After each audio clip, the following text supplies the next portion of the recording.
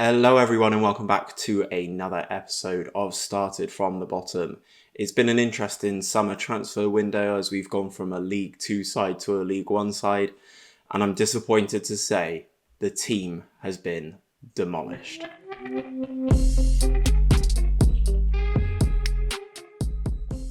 So kicking this transfer special off with the players that were released.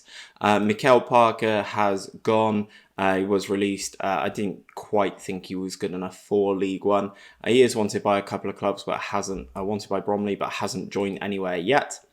Joseph Olowu, another centre-back who has been released. Could probably do with a couple of these centre-backs now, having mentioned it. Grimsby are looking at his services. Charlie Seaman has left and has been snapped up by Filed, so he is doing okay for them. Obviously, I just didn't think that he could cut it at this level, same as the majority of these players, to be perfectly honest.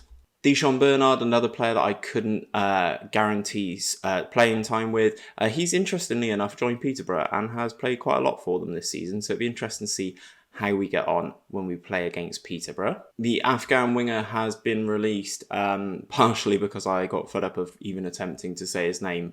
But no, in all honesty, we actually have brought in some much better wingers. Hence the decision to not renew his contract. This one made me kind of sad. Tom Smith, a legend of the club, the model citizen personality is a real difficult one to let go of. But as you can see from his stats, he's just not going to cut it at League One level. He is wanted by FC Halifax. Wish him all the best. And then Andrew Burrows was one of my youth prospects who has been picked up by Dorking by the looks of things. So that is it for the players that have been released. As I mentioned in the intro, the squad has been absolutely demolished. We've made just under £2 million in player sales.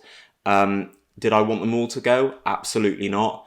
However, several minimum fee release clauses that were in contracts were met.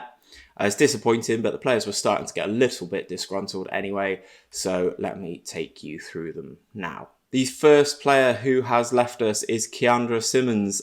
He has gone to SkyBet Championship side QPR. He had a really good season for us last year. It was his one and only season. Did really well for us, as you can see here. 43 appearances and 46 appearances in all competitions and 28 goals, with only 2 of those being penalties. He did really well for us. But a bid came in for him and I managed to pull in 2 decent strikers. So I was a bit worried about the competition for places and someone getting slightly upset. So when QPR came in, I found it difficult to say no. As you can see here, it's 140k. That was 125k up front. And then potential costs adding up to 200k. As you can see, he did pretty well in pre-season with the 5 goals in pre-season, but hasn't yet made any starts in the championship, although he has made 3 substitute appearances. So we made just over 200k on Keandra Simmons. Up next was right back and potential centre-back Josh Brooking. Played a full season for us last year, chipping in with the 2 goals.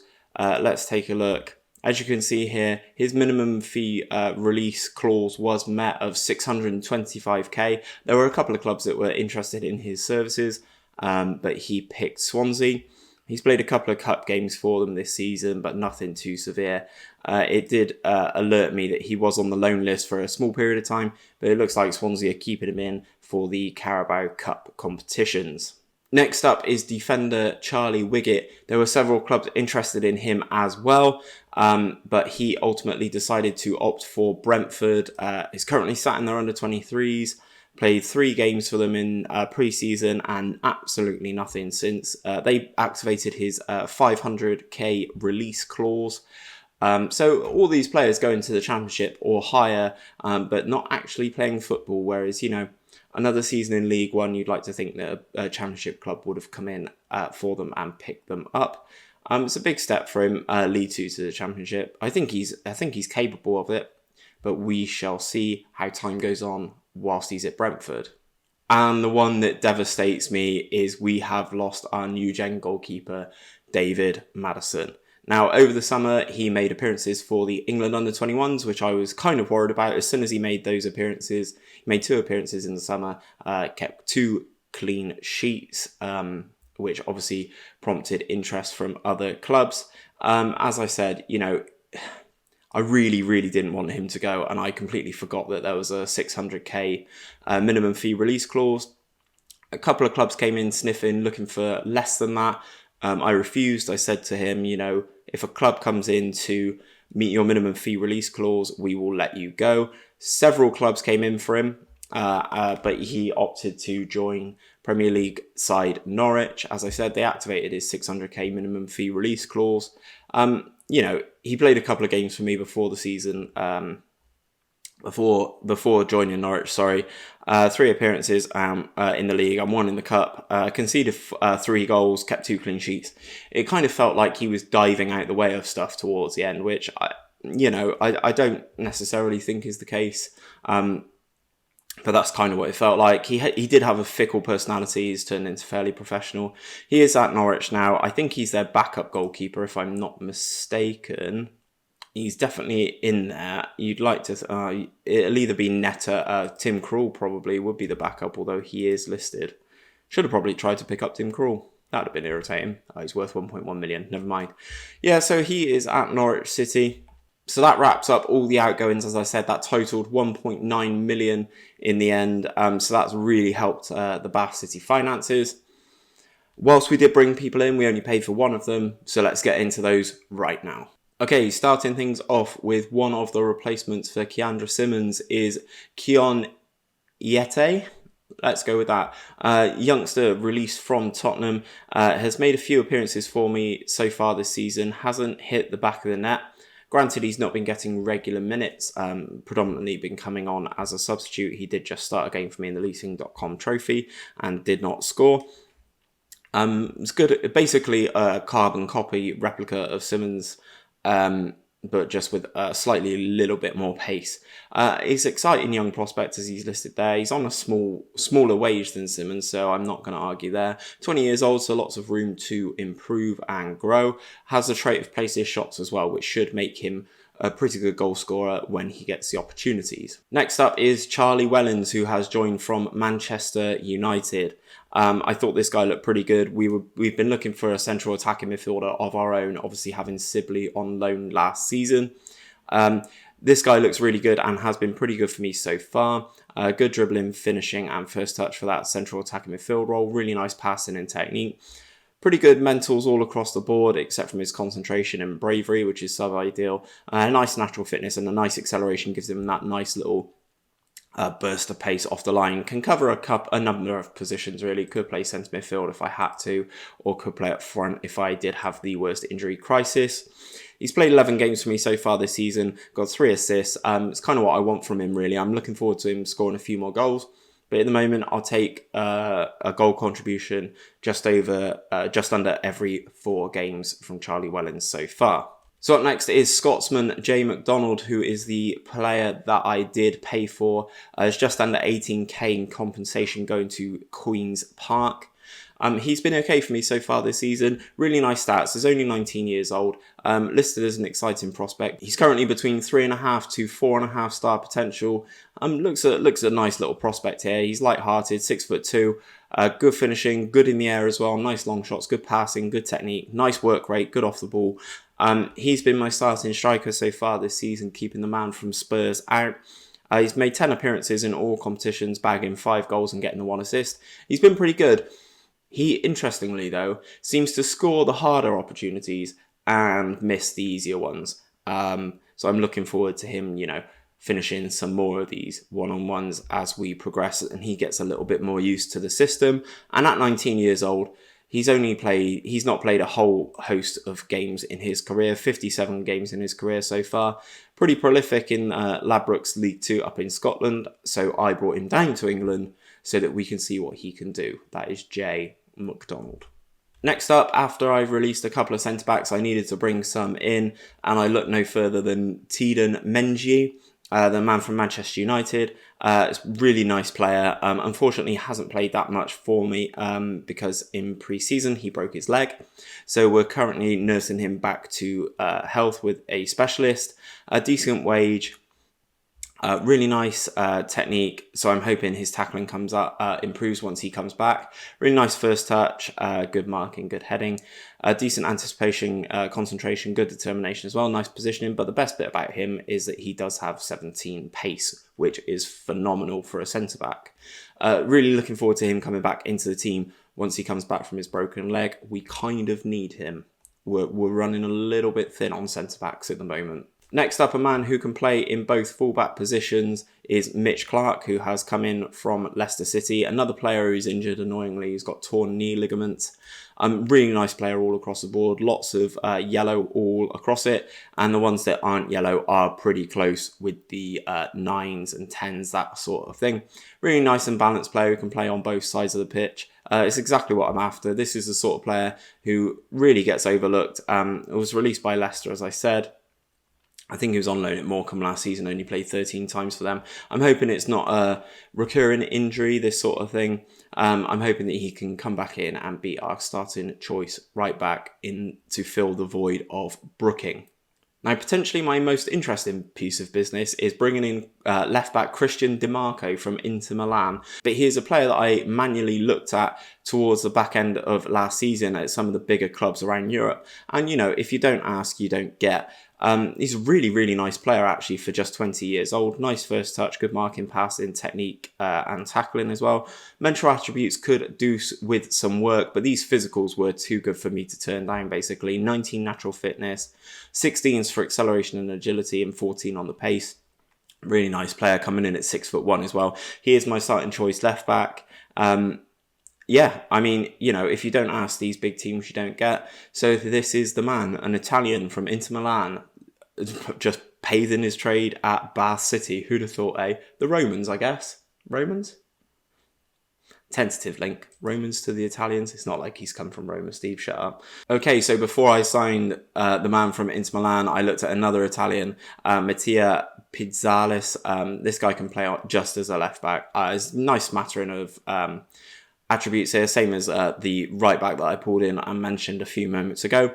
Really nice player, good cover. I've got loads of players who can play that position now. It was a position that I was kind of worried about for a small period of time. Now I have adequate amount of depth there. Really happy with this guy coming in on a free transfer. It was recommended by one of my new scouts in my staff overhaul. And I'm kind of happy with him. He's not really played a great deal, really. I mean, 4 starting appearances, 2 sub appearances. Him and the other Italian are holding down those left back spots between them. No one's really made it their own just yet. The player I mentioned towards the end of last season was Daniel Ray, coming in from the New Saints in Wales. He's a decent player, nice passing, could do with a lot more improvement in his technical attributes. I mean, he is only 18 years old, so I saw the opportunity to pull him in, and I thought, absolutely, why not? As I said, decent stats, really nice mental attributes for someone who's just 18 years old. Pretty good physicals as well. I mean, jumping reach of 5 at 5'7" is sub-ideal, but, you know, he is basically back up to Luke Dreher at this point. He's been pretty good for me so far. Just slotted a penalty in our leasing.com trophy game against Leicester's under-23s. He's a pretty good player. Has done pretty well when I've asked him to come into the team. And I'm happy with him so far. That's Daniel Ray, another new gem. But then obviously Menji broke his leg. So then I pulled the trigger to bring in Oliver Denham, both from Manchester United, both centre-backs these. He's been doing pretty well for me. He's played all 11 games so far this season, although he is getting a little bit tired already, which is not great given his natural fitness. He's been solid but unspectacular is what I would say for Denham, which is, I guess, kind of what you want for your centre-backs, isn't it? He is currently away on international duty with Wales's under-21s. And here we have Maddison's replacement in Martin Manel. Not sure how the A with the umlaut is pronounced. Any Germans out there, please do let me know. I was after a keeper. Clubs came in for Maddison pretty close to the end of the window, so I was under a little bit of panic. He's really, really good in his goalkeeping attributes, pretty good in his mental attributes. It's just his physicals where he is letting us down. He's currently played 7 games for me. He's conceded 10 goals, which, it's not great. He's not Maddison. Maddison was infinitely better. But he's bedding into the team slowly. He has nice stats. But at 34 years of age, he's not going to be here long. It's a very short-term solution. Has come in as a nice influential player due to his age and his experience. The stat that basically convinced me to sign him was when he was at his previous club until he got released, he'd only conceded 106 goals in 433 appearances, which I just thought was absolutely breathtaking. Whether or not all of those have been completely signed, I don't know, by Sports Interactive, but there we go. Nice reflexes, as I said. Looking at him, he's a very solid goalkeeper, although he may not be stating that for me just yet with the 10 goals conceded in the 7 games. So I've also worked a little bit of magic and brought in 4 loan players. This is Samuel Mulanteri, who has come in from Inter Milan. Whilst I was signing the left back, I noticed that he was their hot prospect, and I asked if I could have him on loan for the season. I will say, even though he's not done a huge amount in his 2 goals and his 4 assists in the 11 games, which actually a goal contribution every other game is not too bad from the central attacking midfield, he's far too good for League One. Let's not beat around the bush. He's a great player. He's doing really well. Really nice link-up play. Nice passing in and out. Really good movement so far that I've noticed. Really good in all the attributes that you need him to be. Plays that attacking midfielder support role perfectly. 6 foot, just over 12 stones. Perfect player. Really happy to have him on loan from Inter. I am paying a small amount of his wage, but in the grand scheme of things, I don't think that's too bad. Now we move on to the man who's keeping Connor Stanley out of the team. It is Jens Finkler, who is on loan from Bayern Munich. Again, I'm paying a small portion of his wage. I don't care. This guy's electric. Really good crossing and dribbling, same as Stanley, but he's better in the first touch, free kicks, long shots, much better passing, better technique. Really good off the ball, nice flair. And his pace is where he really stands out. That acceleration and his agility, you will see him time and time again, just turning left backs inside out, just because he's so quick and so agile on the ball. He scored 5 goals for me so far in 11 appearances. Really impressed with him. He's just been a real season highlight so far on that right midfield spot. I'd love to make him a permanent signing from Bayern Munich, but I doubt that will happen, especially if he has a really good season for me this season. The penultimate player in then is Ollie Young, who comes in from Manchester City. I could have potentially signed him, but I would have had to have paid £1.1 million in compensation to Man City. So I waited for him to re-sign a contract, and then I managed to pick him up on loan for the season. He comes in to give Johnny Smith some competition. As I mentioned, the Afghan winger has gone out. I brought 2 wingers in who I think are starting team material. Really good all across the board in what he needs to be. Good flair as well, nice work rate. He's been doing pretty well for me as well. He's got the 3 goals in 9 games in all competitions. Really pleased with Ollie Young. Glad Man City let me have him, and I didn't have to pay the £1.1 million compensation. And now the final player that I have brought in, I brought him in on deadline day because I thought, why not? I thought he was too good to not bring in. Currently on loan from Arsenal, who are a new senior affiliate of ours, is Andy White. Can play in the centre midfield in a box-to-box midfielder role, or he can also play up front naturally. He's kind of got attributes to play in both, which is why I brought him in. Tremendous physical attributes, really nice mental attributes. I'm kind of a little bit worried about the 1 leadership, but we'll maybe do something about that. Really good all across the board. That first touch is kind of the main reason I brought him in, along with the 15 free kick taken. He has come in. He is a star player for us, coming in at the 4 stars on the coaching summary. Tries killer balls often as well, which is kind of what I'm looking for in the centre midfield. I'm hoping he can be slightly more dynamic in comparison to Luke Dreher, who is very cautious. Not cautious. He's very steady. He's been doing pretty well for me so far this season. Let me catch you up on how we've been getting on. So pre-season again, I've rammed the games in. I forced in a couple as well against, I think we played Bristol City, that's not even been listed there. I added in Celtic. I can't remember who else I added, but it was a really nice pre-season. Things got off to a nice start in the Carabao Cup first round, beating Colchester away. We weren't expected to win that game, so that was a positive. We took that into our league form. Luke Dreher rescued a point for us at home against Crewe with a 90th minute penalty. You will see Luke Dreher pen a lot this season. I think he scored 5 goals for me this season. all penalties thus far. And then we put a nice little run together, beating MK Dons and Lincoln in the league before beating old foes Northampton Town on penalties. That was an awful penalty shoot, if I show you some of this.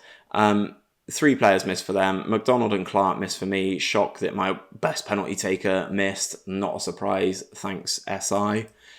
Then things were going really well, doing nicely in League One, and then we brought back down to earth with a 2-1 loss to Bristol Rovers at the Memorial Stadium. I do want to show you this goal from Luke Noble, who got player of the match. He's a centre-back. Are you thinking what I'm thinking? Oh, is it going to be a nice little header, a nice little something from a set piece? Nope, it's definitely not. Let's generate the match report so you can see this goal. I mean, it is just ludicrous from a centre-back. I looked, he's not got good long shots. Here we are then. So the ball's bouncing around at the edge of the penalty area. Dreyer gets a tackle in into Noble, and then he absolutely rifles it past my goalkeeper. I mean, not really a great deal that I could do there. Here is Luke Noble. What's he got then? 6 long shots, 4 finishing. Yeah, a little bit disappointed that he scored. That's his first ever goal for Rovers in 71 appearances as well, which is not great. So then after we played Rovers, victory against Charlton with the guy on loan from Inter Milan doing the business with 2 goals in that game. Then into the Carabao Cup third round, where we played a very strong Wolves side. As you can see, Pedro Neto and Neves on the score sheet for them. We lost 4-2, which I think is a pretty decent result, all things considered. And then we followed that up with victories against Doncaster in the league and then Leicester's under-23s. So today we are going to be taking on Gillingham in the league, just so you can see how this new look side is getting on. So here we are then. This is the team to take on Gillingham. We have Manor in goal, Brad Burton at right back. Luke Dreher is about to be deployed as a ball-playing defender. Main reason for this I'll go over in a second, but he's playing alongside Calvin. DeMarco's playing at left back. Finkler is at right midfield. Ray is at centre midfield, and Young is at left midfield. The guy on loan from Inter Milan, Mulateri, and Charlie Wellens are in the attacking midfield spots, and Jay McDonald gets the nod up front. The reason that Luke Dreher is currently an emergency centre-back, as I mentioned, Clark is injured, Menzies injured, and Ollie Denham is away on international duty. Even though I've got 2 players away on international duty, that still doesn't mean this league game's called off. So let's submit the team and hope that Luke Dreher can do the business from centre-back. So we go into the game then. The immediate highlight for us is Young whips the corner in. Looks like it's clear, but only to Dreher. Out to Charlie Wellens, who absolutely thunders a strike in. That is his first goal of the season. As I mentioned when I was running through the players, I wanted a few more goals out of Charlie Wellens, and he has only gone and delivered in this game here. As I said, corner comes in from Young. It's cleared out. Dreher picks it up, just nudges it back into the path of Wellens, and look at that strike from the edge of the penalty area. What a way to introduce yourself to you guys. As I was doing last season, flick the mentality from attacking to cautious. Now we've got the first goal, and hopefully let Gillingham try and play. I'm not really holding out a great deal of hope about them playing football. Certain teams this season have just been sort of like parking the bus against us, which is an odd one considering we have just been promoted from League 2, but this is a very good side. The midfield 3 now of what is usually Dreher, the lad from Inter, and Wellens just basically dominate every midfield that I play. As Wellens on the ball here, into Finkler, he should definitely do better there. As I said, he's got quite a few goals for me already this season. He should definitely be doing better when he's presented with a one-on-one. Delivery comes in from Finkler now. Initial ball is cleared and looks like Gillingham are able to counter-attack. I don't know who that is chasing him down. But he gets back and covers nicely. Ball comes all the way across and Cornick on the shot, but it does not trouble our goalkeeper. Finkler with the cross from a free kick in towards Burton, I think that was, but the goalkeeper, I think, is that Jack Bonham, holds the ball well. Dishon Bernard has just scored for Peterborough there. I've just noticed as I'm playing a central midfielder at centre-back. Could have probably done with him this season, or at least one of them. Should have probably kept one of them, shouldn't I? Ball out to Young. He gets tackled. Highlight still going as Young slides in. DeMarco's sliding in. Everybody's sliding in left, right and centre here. But Gillingham still have the ball. Clear it long into Dreher, who can sort of make things tick from that centre-back position. Into Finkler, who looks for the ball over the top to Young. Ollie Young is there. Ollie Young scores, but Ollie Young is flagged offside. Lovely little pass from Finkler. Let's see how far offside Young is. I think he's onside, but there we go. The lines are basically on top of each other. A little bit hard done by there, as Harry Cornick picks up an injury for Gillingham. Into almost the final 10 minutes of the first half, DeMarco picks up the ball just outside his own penalty area, up to McDonald, who flicks the ball on. Something that Simmons wasn't doing last season, that McDonald has allowed us to add in. Young into the penalty area, then takes it past his man and goes down. That looks like it's a penalty, and it's given. There have been so many of these this season. They've just given us loads and loads of penalties. I think this is Ray about to take it. I think he's got slightly better penalty taking or composure than Luke Dreher. And that's the last one he'll be taking, as he's just scored one in our last game, actually. He just scored against Leicester's under-23s in the EFL Cup. No, not the EFL Cup, the Leasing.com trophy. Come on, Steve, get your competitions right. It's disappointing. I mean, it's nice work from Young to win the penalty there, but nothing going in the form of converting it, sadly. That is going to tank Ray's rating. Might have to look at making some changes. And maybe bring in Luke Dreher into the centre midfield role, and definitely back on penalties moving forward. Wellens out to Young, back into Ray, into the lad from Inter Milan, back out to Burton. This is nice possession here. Finkler's made a run, gives Burton the space. Burton's allowed to cross into McDonald, just wide. This is what I mean from McDonald. He'll probably score an absolute worldie in his next opportunity, but the sort of easier chances he's definitely missing. Might have to put him on penalties just to give him a little bit more confidence. I'm happy with your performance so far, boys. Keep it up. And I'm also going to say,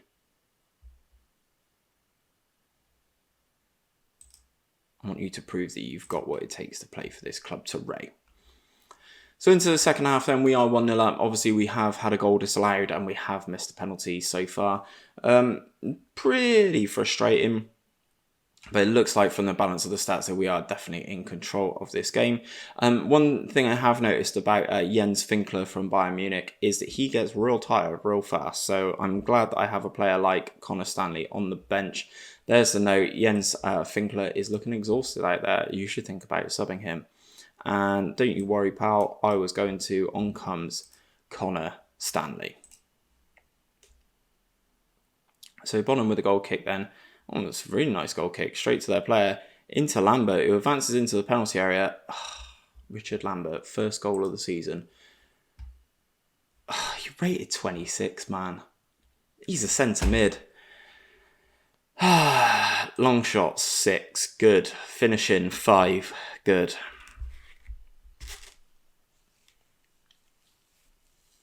It's probably why you don't get 34-year-old keepers, isn't it, guys? I'm going to make the change anyway. Some of you may say that's because I've got a centre midfielder at centre back. I really think the goalkeeper should be doing better there.